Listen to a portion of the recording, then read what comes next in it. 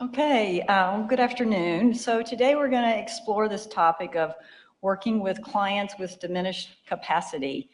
And I use the word explore sincerely because this is an area of law that, as most of you know, it is not something that we probably talked much or seriously about until the last 10, 15, 20 years, at least in my practice. Our clients are living longer, and we're dealing with this issue of diminished capacity more and more, especially those of us who are working in the elder law area, probate, wills, trust, and that sort of thing. Just a vignette. Recently, I was working with a detective on an issue involving an elderly couple and some fraud, financial exploitation, and he said to me, you know, this is uncharted territory, certain aspects of this for the law enforcement field. And I think for all of us, there are nuances and aspects of working with clients with diminished capacity that is in fact uncharted. So we're going to look at this issue together today. Please feel free to ask questions. All of you should have received copies of the Iowa Rules of Professional Conduct 32.1.14. And this is the section about clients with diminished capacity. There's the related section on client confidentiality, which is 1.6. And then several selected rules from the Iowa Rules of Civil Procedure related to clients who may be incompetent or need guardian ad litems.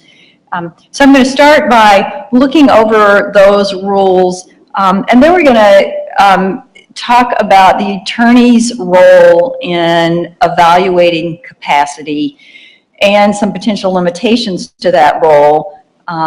We'll talk about how the context or particular legal issue at hand impacts the way we go about this evaluation, and then talk about some protective actions that we may or may not want to take.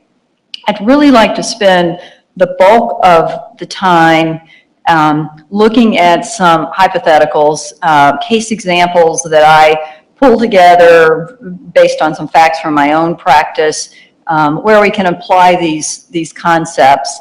And for purposes of our discussion today, we'll limit it to discussions of adults. I mean, certainly minors would be considered individuals who would not have capacity, but this will be a conversation about adults, and primarily adults who haven't already received some sort of either adjudication or determination by another professional as being, you know, fully incapacitated. So we're really talking about this gray area of working with individuals with diminished capacity, and also primarily in the civil legal arena, although as I was mentioning, working with a detective, there can sometimes be overlap when we're talking about abuse or financial exploitation.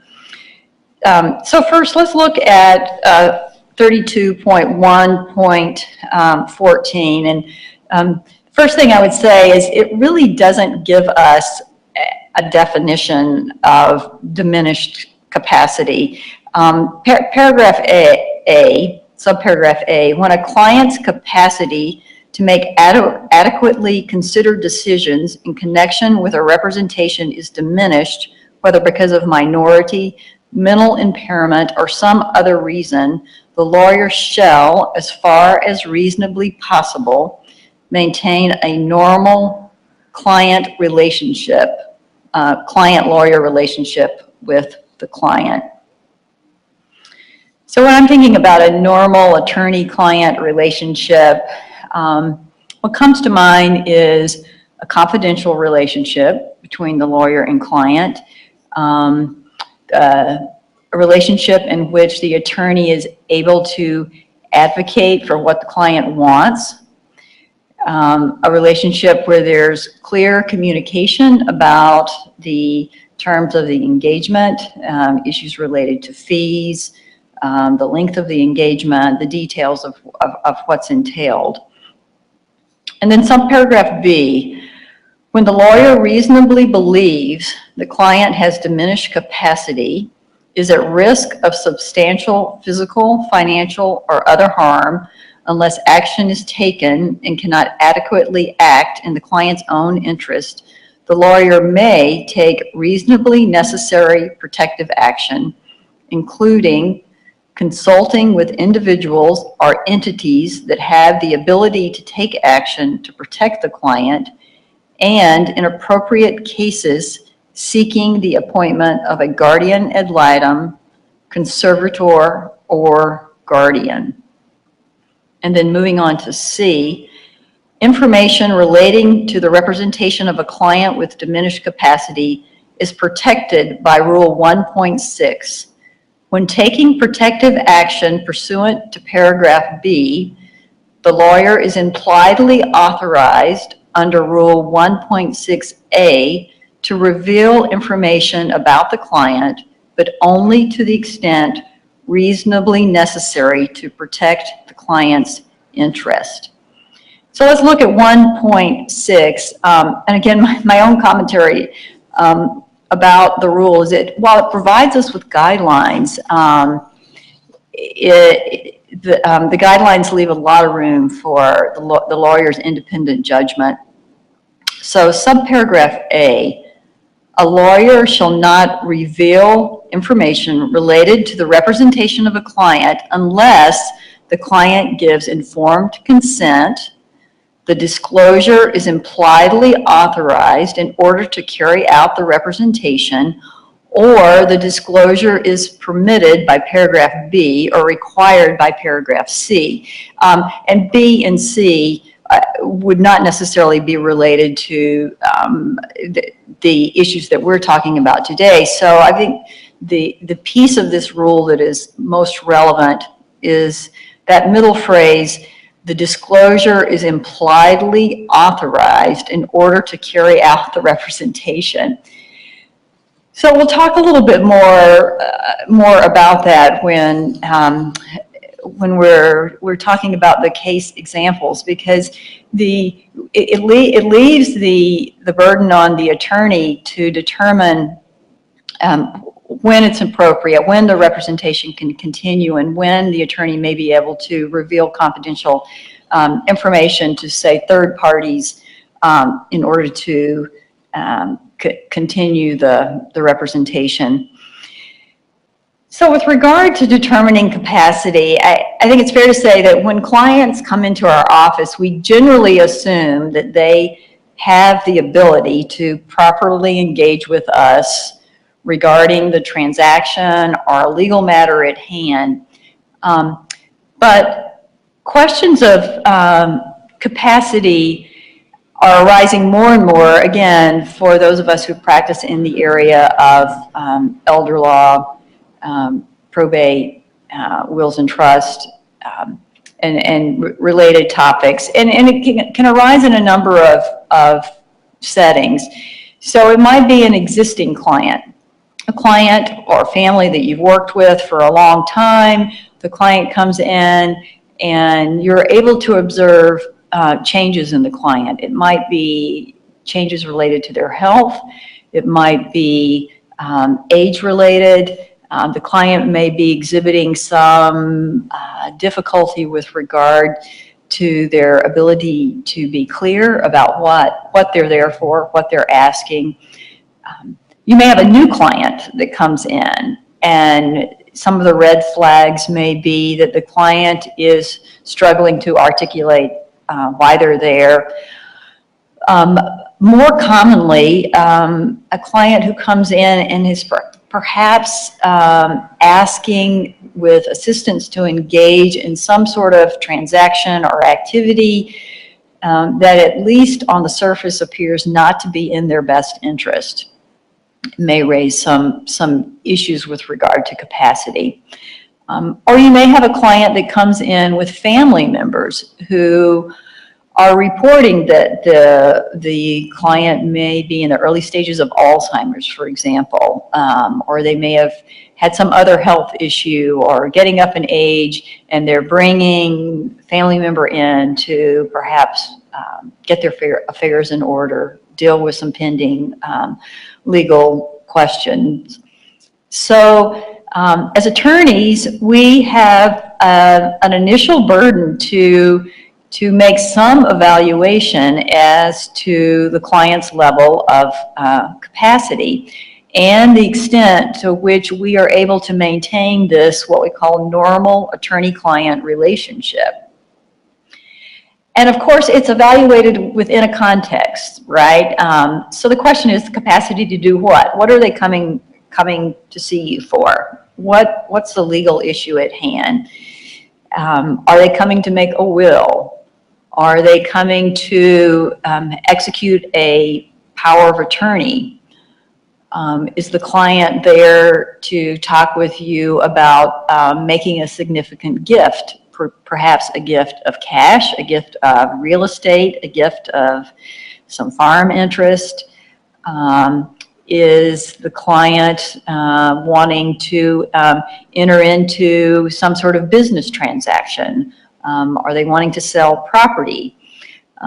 Or perhaps you've been appointed by the court to represent someone who is presumed to have limited decision-making capacity, most commonly in a guardianship or conservatorship proceeding, and your job is to represent that client's interest and also to be clear and to make recommendations to the court as to your opinion with regard to their decision-making capacity.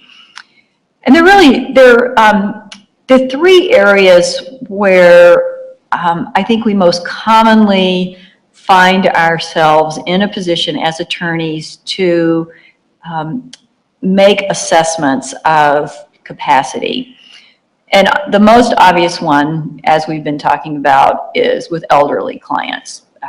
When elderly clients come into our office to make sure that they are able to, in fact, engage with us in what they're coming for. Another area that I'm encountering from time to time is clients who come in with mental health issues. And sometimes severe mental health issues, who may be coming to you making a request that has something to do directly with the mental health concerns, but more likely coming to engage in some transaction that any client might in the areas that I've just discussed above. And then the third area, which I see as an area where we're also dealing with diminished capacity, is in more of a situational case where clients have had some major life change. Very commonly, a client who's lost a spouse, a child.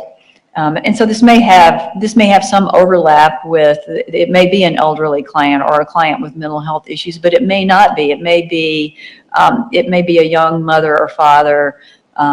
It may be a woman in her 40s who's lost a spouse unexpectedly. And it's not uncommon for individuals in those situations for their ability to make clear decisions that are in their interest to be somewhat compromised. And so we'll talk a little bit more about that. But I just want to talk next about a process for assessing clients where these potential red flags are presenting themselves to you. When a client comes in and there is some suspicion that there may be issues of capacity, here's just kind of a laundry list that I'm going to give you of considerations.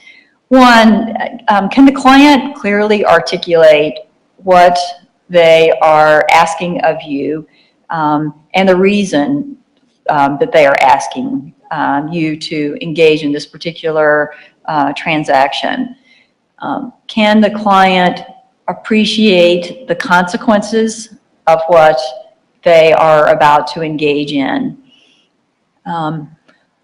Is the transaction consistent with their stated values? Presumably you would have had some conversation with them that puts into context the legal issue that they're coming to request your assistance with. Does it seem clear with the values that they've stated? Can the decision be changed or reversed?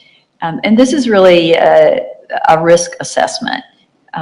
What's the degree of risk to the client of moving forward with what they're seeking your assistance with? And I just offer a word of caution in that regard. And it's the caution that we always have to be careful about substituting our own judgment for that of the client. Maybe it's something that I wouldn't feel personally comfortable engaging in, but the client, on the other hand, may be perfectly comfortable with what they are moving forward with. On the other hand, we are in a very important position of evaluating this issue of potential harm. Are there consequences that perhaps are irreversible or that could cause some financial difficulties? So a question I often pose is when does our client have the right to make a bad decision? It might be a decision that I disagree with because I personally wouldn't engage in it. But I think there's a spectrum on which when we are evaluating this issue of capacity that we have an obligation to work with our clients to fulfill what they're coming there, what they've engaged with us to do, even if we disagree with it. I think it's a gray area that we're increasingly being called on to engage with. So the question then becomes, can you proceed? And I will say I have had cases where I simply said to the client, you may be able to find another attorney who is willing to do this for you. I think that what you are about to engage in has some potential negative consequences, and I simply can't move forward with you to do this. And that may have, I mean, it may simply be that the client is wanting to engage in something that the attorney isn't comfortable with, but I think what we're talking about today is whether or not the client is really in a position to clearly understand what it is they're about to engage in. So then the issue arises, do I have any obligation to reveal this information to other third parties, to other family members? Should I be talking with the client and or other family members or support networks about further evaluation by a professional who has skills and abilities that I don't have? It might be a geriatrician, a mental health professional. Is the client sitting in front of me a client who really should have a guardian and or a conservator? And in that case, what, if any, obligation do I have to discuss otherwise confidential information with third parties? So what I want to do is just move this into something that's a little bit more realistic and practically oriented, and talk about some real case examples and how we might apply this analysis to these particular cases. And then I also want to talk about some caveats or cautions in each of those areas. First, talking about working with elderly clients. And the caution that I want to put forth is being aware of our own implicit biases about elderly people. That there is also the possibility that when an elderly client comes into our office, we make an assumption that they have some level of diminished capacity, which may or may not be the case. And there are a number of factors that can affect one's ability to articulate their legal issue or their problem that I think we can sometimes assist with, so that we can maintain that normal attorney-client relationship. And some of those factors might be a hearing impairment. You know, how many of us have been in the room with an elderly person where we think that they're just not tracking the conversation, but what is really going on is they're not hearing you. A hearing impairment, sight issues. The client might have had some recent changes in a medication that affects their ability to communicate or track the conversation. The client might have suffered a recent loss. Frequently have clients coming into my office following the death of a spouse. The client may be experiencing depression or loneliness. And these are all areas where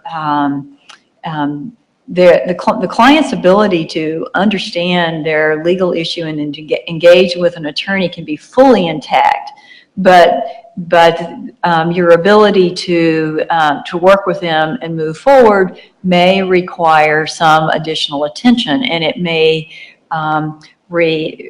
require talking with the client about more fully engaging their support network or visiting their physician. You may have conversations with your client about how they spend their day and who they interact with. So I would encourage you to think about expanding your role in communicating with elderly clients in particular, as you're trying to make this determination about their ability to maintain this attorney-client relationship. I'm going to talk about some specific areas of the law where I think we commonly have clients coming in to work with us. It is not unusual in my practice to have a spouse or family member call me and tell me that their spouse has just been diagnosed with Alzheimer's, they're having some issues with their memory, and they want to get powers of attorney in place. So one of the first questions that comes up is, who's my client in that case? Is it the person who's called me on the phone, or is it what we'll refer to as the principal, the person who's going to be designating a power of attorney? And I think the obvious answer for me is that it's the person who's going to be executing the power of attorney. And I said that once in a meeting where there are a number of attorneys who work in rural areas where there may be 2 attorneys in the area. They've worked with families over generations, and the attorney suggested that, you know, sometimes we're attorneys for a family. That while certainly the person who is going to be executing the power of attorney needs to understand the activity that they're engaging in, that we also need to not lose sight of a family network, a functional family network that can in fact be a supportive environment that can help the client, again, meaning the principal in this case, get their affairs in order. So the evaluation in that case, I think, is often a practical one. I want to ask questions of the person who is calling me about the family, about the situation. And then I want to meet privately with the individual. And what we're attempting to evaluate is, do you understand what your spouse or family member is suggesting that you do in this situation? So I guess the question I would just pose is, for purposes of executing a power of attorney, is it sufficient that the client can say to you, yes, I want my spouse or my daughter to make decisions for me if I'm not able to do so? When perhaps it seems somewhat obvious that they may not understand the nuances or intricacies of the actual document. And again, I think it's on a spectrum, and I think sometimes clients come in and your answer has to be, this situation has gone too far. I think you need to talk. We need to be talking about guardianship, conservatorship. In other incidences, I am hesitant to send families down that road when, as a practical matter, after some fairly extensive evaluation, it appears that I'm working with a highly functional family who has the best interest of mom or dad or grandma in mind, and are simply, as a family, working together to put the supports in place that are going to make it easier for everyone as this person's condition advances. Now, obviously, that's not always the case. We don't always have functional families, and if we are getting information that there are disputes among children about how money's going to be handled, who's going to be in control of the assets, and there are significant questions about capacity, then I think that guardianship, conservatorship arena is where we may be more appropriately leading. Just another area that I have run into from time to time is an elderly person, often following the death of a spouse, who comes to me and says, we lived on the farm all these years. The person's obviously grieving. I'm selling the farm and moving into senior living in the town next door, and I'm giving the money all away to my children. And the assessment in a situation like that, I think, is often one where we want to very, very carefully talk through with the client the consequences and potential risk of a decision like that, and assess whether the client truly understands the impact of this sort of what amounts to a large gift. Does the client understand the tax implications of making a lifetime gift like this? Does the client understand what it means to enter into a real estate transaction of this nature? Does the client understand the potential Title 19 issues that could be involved in such a transaction? Does the client understand that that they are, giving up their own ability to make certain financial decisions because they're giving away most of their assets? And when I have situations like that, and I did have a case recently where that's exactly what the family wanted to do, and the mom ended up bringing the entire family in to talk about it. And the way we left it is after the meeting, I sent a correspondence to her where I summarized our discussion, and there were a lot of issues that she hadn't thought about. It was clear to me that she was wanting to enter into this primarily as a response to her grief. She started to cry during our conversation, and she said something like, "I just want to be, done with this memory of our living on the farm." And I think she hadn't thought about some of the long-term implications of what she wanted to do. And before she came in, she was pretty clear that this was what she wanted to do. So in that situation, I think an attorney has a very important role, not to simply move forward. A client comes in with a very clear idea about what they want to do, and it's not all of you would probably agree with me on this, but I think the attorney has a role to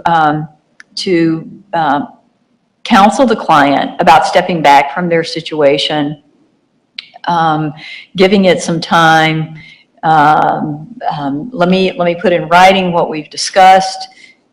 You can go back to this so that you clearly understand some of the potential implications, then come back to see me in 2 months or 3 months. Let's make an appointment. Consider this. As the dust settles, let's revisit it and see how you're thinking about it. So we may have a person who we wouldn't really consider as having diminished capacity, but their ability to make decisions in that moment may be diminished. Their ability to make sound decisions. And I do think the attorney clearly has a role in not only just advising about the legal issues, but looking at some of the broader psychosocial issues related to the circumstance. Another area, and I think this is something that I'm hearing growing concerns about, and I alluded to it at the beginning of the presentation, is fraudulent activity involving elderly clients.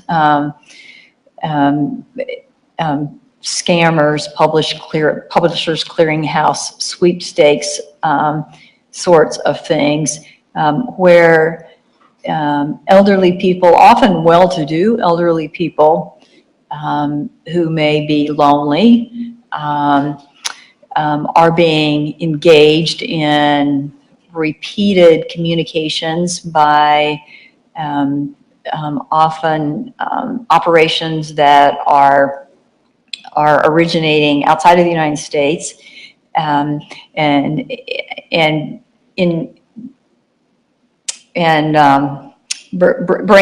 bringing these elderly folks into just casual conversation, sort of developing a friendship, if nothing else, and then bilking them for money. And this often comes to light when a family member is helping them with some sort of buying a new car or looking at their bank statements for whatever reason. And as this detective that I was speaking with a couple of weeks ago told me, that what can happen in these situations is that the client, the victim, becomes so entrapped in the situation that they are unable to understand the impact. Even though they might be able to live independently, drive a car, prepare their own food, this kind of becomes something of a lifestyle, and it's apparently becoming an increasingly prevalent problem and a problem that is hard to stop because of access through cell phones and computers and this sort of thing. So I think these are situations where when we have family members who have become aware of this, who are contacting us, I mean, usually we're into some type of conservatorship set up to handle financial assets, even though we might have, couples, again, who are able to, are individuals who are able to live independently and otherwise care for themselves, that this financial exploitation by third parties, it can be a significant issue. Another area I want to talk briefly about is when we are appointed by the court to represent individuals in guardianship and conservatorship proceedings as an attorney and or guardian ad litem. Probably 90% of the cases where there's a presumption of incapacity that turns out to in fact be the case. And our role is one of making sure that all the procedural due process rights are in place, make sure the client, to the degree that they're able, understands the process. This is another word of caution. Would advise anyone who's appointed in that situation not to necessarily assume that that's the case. And I had a very sad and stark example of this a number of years ago when I was appointed by the court to represent an elderly woman in a care facility who had a family member petitioned the court for the appointment of a guardian and conservator.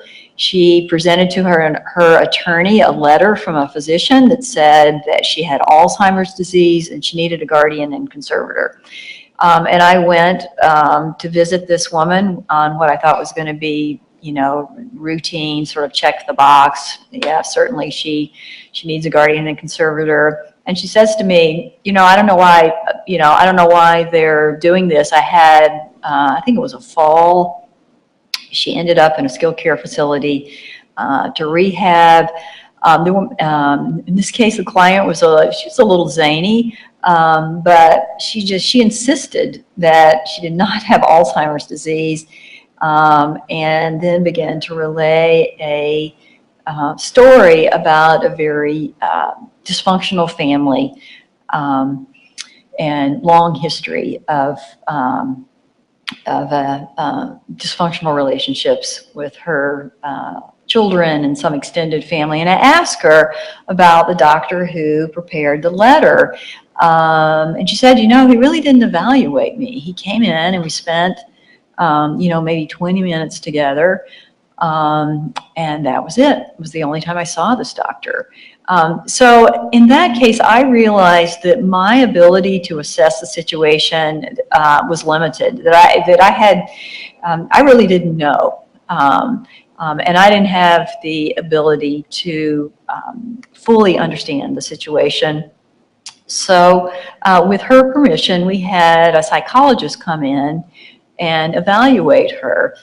And what the psychologist concluded was that she had a what he referred to as a medication-induced psychosis. So that when she came into the care facility for rehab, she was heavily medicated for pain, and that presented itself as what another doctor thought was Alzheimer's disease.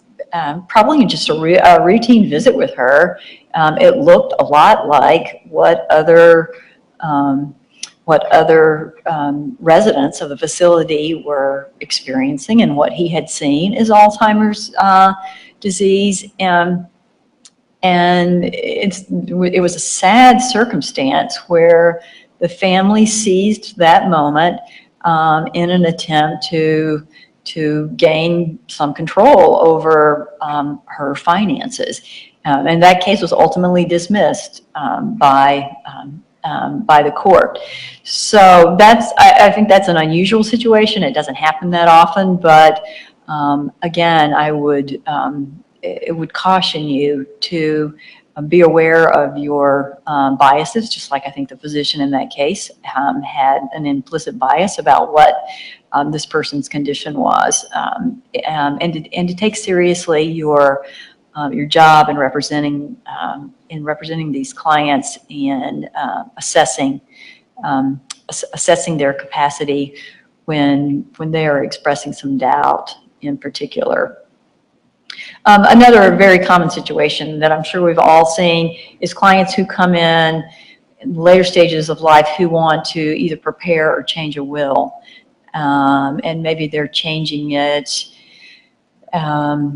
to give an uneven distribution to kids because one of them has stayed on the farm. These are difficult and sticky issues. I think the obvious tips in those situations are make sure you're having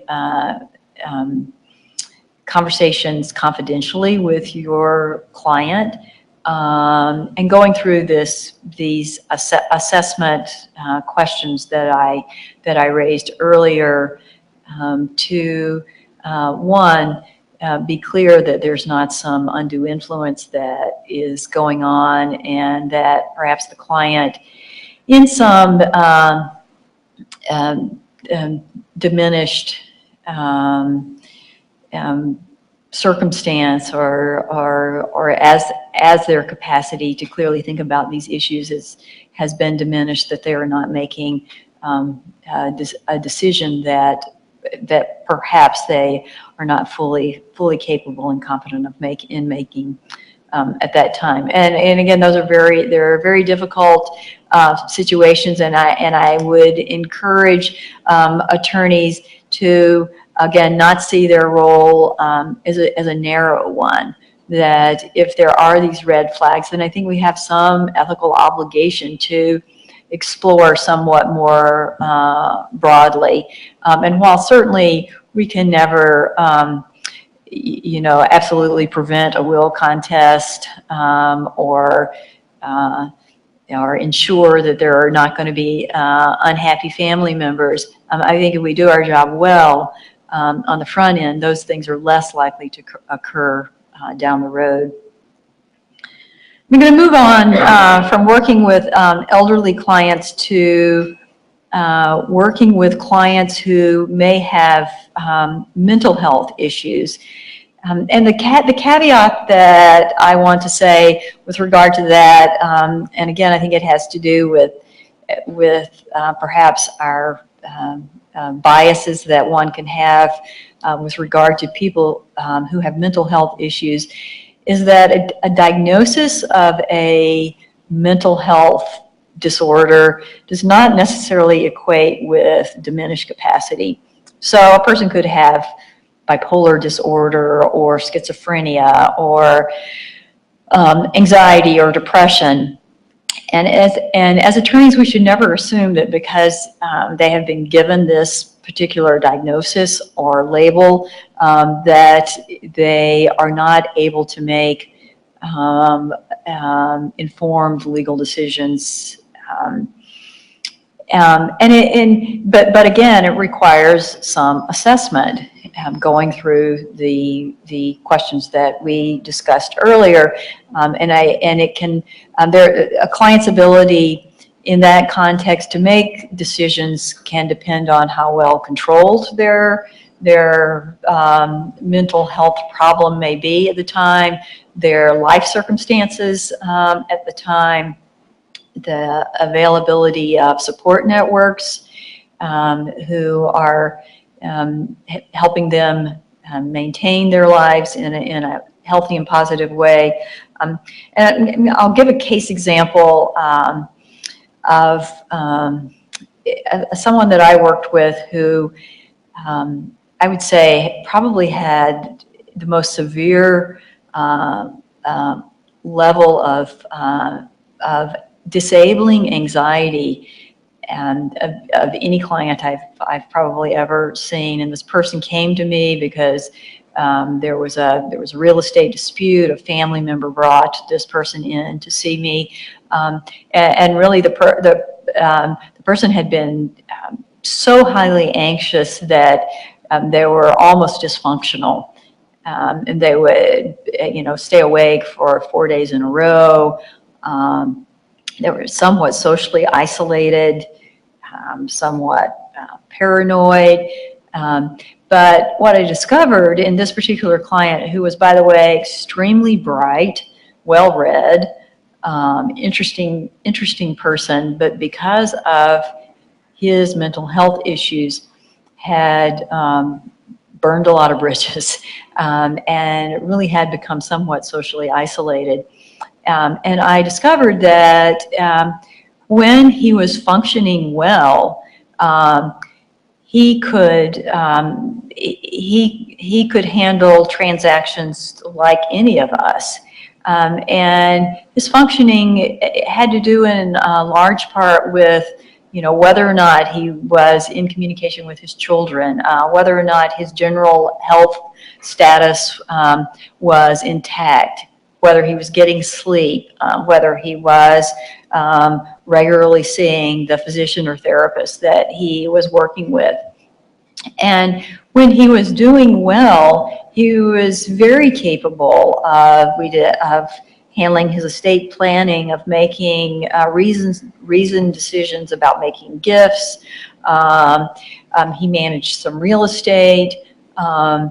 And we developed a level of trust, and I developed the ability to sort of understand how his mental health could fluctuate.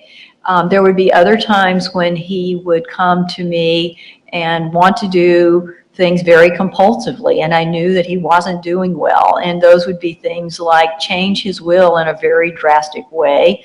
And this happened to be a person who had inherited resources, and so it made a difference, or to make a compulsive purchase of real estate. And what I would generally do is say, okay, let's sit down, let's talk about what you want to do. I'm going to send you a follow-up letter, review it when you get it, and then in a couple of weeks come back and we'll pick up on where we are. Sometimes these are situations where I might recommend to the client that they consider a conservatorship, a voluntary conservatorship, or if not, maybe at least some additional support with handling financial matters, decisions which for you and I might seem sort of routine, but for someone who has high levels of anxiety or other mental health issues, might have a very difficult time handling. And in this case, what we did was we set him up with a support person who assisted him with these sorts of routine tasks, and it also created some social contact for him. The other tip I would have in dealing with clients, whether they're elderly or a client like this who may have mental health problems, who have isolated themselves somewhat socially, is to explore what networks they do have. Usually there is some family member, there is some friend, there is somebody who can be a support. And if the client is willing to give you permission to bring that person in to this relationship so that that you as an attorney can work with them on supporting the client, it can be very effective, and their ability to then proceed with whatever legal issue that they may have at hand. Let's see, I think the other thing on my list was, and I think we've covered it, is clients who may have suffered some major recent life change. Examples that came to mind are again, a young spouse, losing their spouse, an elderly person in a long-term marriage who's lost a spouse. And again, I think that our role as attorneys is to advise them in a comprehensive way, often to recommend a cooling off period before they enter into any decisions that could have some consequences that may be irreversible or at least harmful in the short run. So I want to just a few concluding remarks, and then I'm going to leave a few minutes for questions if anybody has any. By way of summary, I would say that as attorneys, when we're dealing in this area of the law, we really can be a gateway to other professional resources and to a client's psychosocial support networks. And I firmly believe that we can better serve our clients if we take this multidisciplinary approach when the situation warrants. And that clients ultimately make better legal decisions, that families function better when we take a somewhat broader approach to working with clients with diminished capacity. And I wanted to leave you with a recommendation on a resource that I have used, and I think it's very good.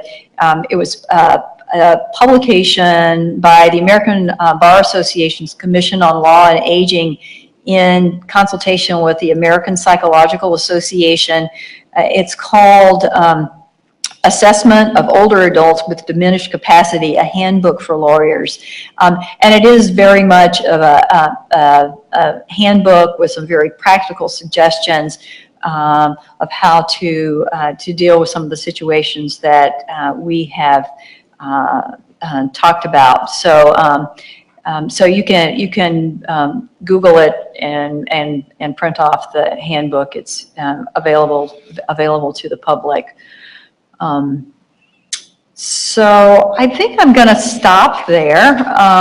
And if anybody has any questions, I think we've got 5 or 6 minutes left.